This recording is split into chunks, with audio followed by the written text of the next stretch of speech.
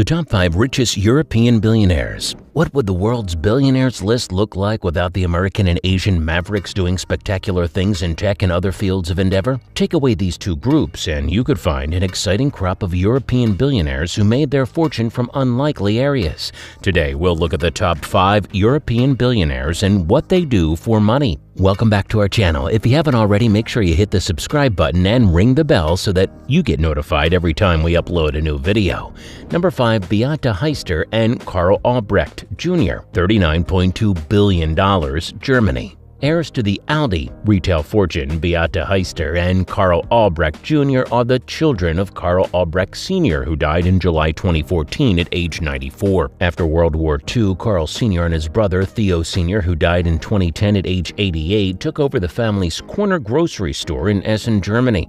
Propagating the discount revolution in German retailing, they built the Aldi supermarket chain based on a low-price strategy similar to Walmart. In 1961, the brothers split ownership. Karl Sr. took the stores in southern Germany plus rights to the Aldi brand in the UK, Australia, and the US. Theo Sr. got the stores in northern Germany and the rest of Europe. In 1971, he bought US grocery chain Trader Joe's. The family entity, Siepmann Stiftung, is believed to own at least 75% of Aldi Süd, with the rest owned by charitable foundations. Beate Heister has never worked at Aldi Süd, but with her husband Peter and son Peter Max Heister, one of 6 children, sits on the advisory board.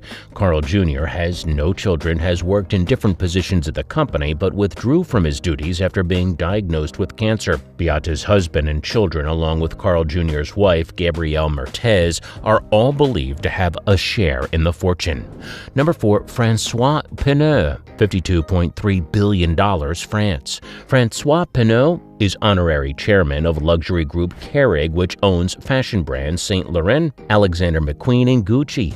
Pinault founded Kering, which started as a wood and building materials company in 1963. In 1999, Pinault changed the direction of the business towards luxury goods when he bought a controlling stake in Gucci Group. The company that made $16 billion in 2020 sales also owns watch brand Girard-Perregaux, which is run by Pinault's son Francois Henry. Pinault and his family own iconic auction house Christie's, plus a $5,000 piece art collection with works by Picasso, Mondrian, and Koons. The Pinault Collection Museum is set to open in the 18th century Bourse de Commerce building in Paris in 2021. In 2013, Pinault was worth $15 billion, making him the 53rd richest person in the world and the 3rd wealthiest man in France. In under a decade, he has more than tripled his net worth. Pinault was born on August 21st, 1936, in Le Champ-Guéraud, a small commune in the west of France.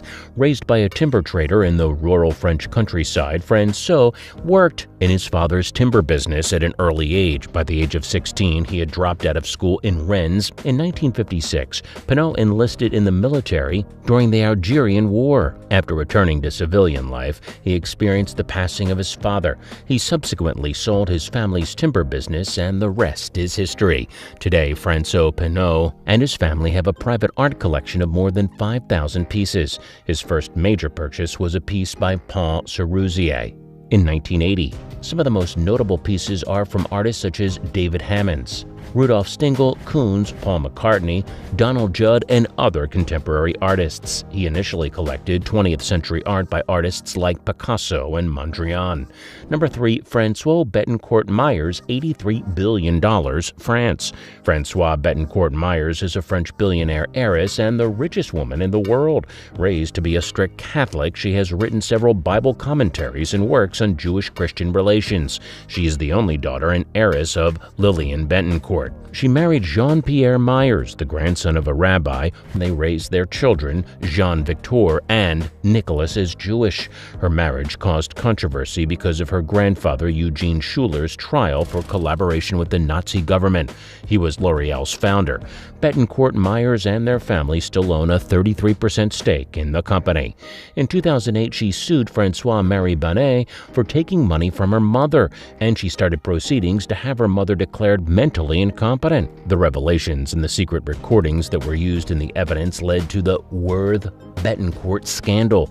In December 2010, Betancourt-Meyers announced that she had settled out of court with her mother and Bonnier. Her mother died in September 2017 when her net worth was about $39.5 billion, which makes Betancourt-Meyers among the top 20 wealthiest people in the world. After a fire severely damaged Notre Dame de Paris, Betancourt-Meyers and L'Oreal donated $226 million to repair the cathedral. Even though she is better known as the heiress of the world's largest cosmetic company, Betancourt-Meyers also has an active academic career. A prominent author, she has written books on Jewish-Christian relations as well as on Greek mythology. Number 2, Amancio Ortega, $84.9 billion, Spain. Amancio Ortega of Spain is one of the wealthiest clothing retailers in the world. A pioneer in fast fashion, he co-founded Inditex, known for its Zara fashion chain, with his ex-wife Rosalia Mera in 1975. He owns about 60% of Madrid-listed Inditex, which has 8 brands including Massimo Dutti and Pull & Bear and 7,500 stores worldwide. Ortega typically earns more than $400 million in dividends a year. He has invested his dividends primarily into the real estate in Madrid, Barcelona, London, Chicago, Miami, and New York. Amancio Ortega Gaona was born in Busango de Arabas, Leon, Spain on the 28th of March 1936. He is the son of Antonio Ortega Rodriguez and Josefa Gaona Hernandez. He mostly spent his childhood in Leon. Ortega left school at an early age and moved to Corunna at the age of 14. Shortly after, he founded a job as a shop hand for a local shirt maker called Gala, which still sits on the same corner in downtown Corunna. He learned his trade from there. His public appearances in 2000 as part of the warm-up prior to his company's initial public offering on the stock market in 2001 made headlines in the Spanish financial press. Ortega was, however, the only one who was ever granted interviews to 3 journalists. In 2011, Ortega announced his imminent retirements from Inditex parent's company to the Zara chain, stating that he would ask Inditex Vice President and CEO Pablo Isla to take his place. Number 1, Bernard Arnault, $187.1 billion, France. Of the world's ultimate tastemakers, Bernard Arnault, the owner of luxury group Moet, Hennessy, Louis Vuitton, LVMH, briefly became the richest person alive in May, according to the latest data from Forbes' real-time billionaires list, replacing Amazon founder Jeff Bezos. However, after a short duration, Bezos reclaimed the top spot with a wealth estimate of $188.2 billion. Arnault remains in the second position with a net worth of $187.1 billion on the Forbes real-time billionaires list. He is the CEO and owner of the luxury goods conglomerate Moet Hennessy Louis Vuitton, LVMH, the world's largest luxury goods producer. The group owns more than 70 different luxury brands, including Louis Vuitton, Christian Dior, Tag Heuer, Givenchy, and Moet, among others. The group is the most valuable company in Europe with more than $329 billion in market capitalization. Bernard started working in his father's construction company in the early years of his career and earned a small fortune, which he used to buy Christian Dior in 1985 by acquiring its bankrupt parent company, Boussac Saint Frères. Soon after, Arnault managed to invest and take over the LVMH brand. He then went on to a 2-decade run to bring major luxury brands under the umbrella of LVMH.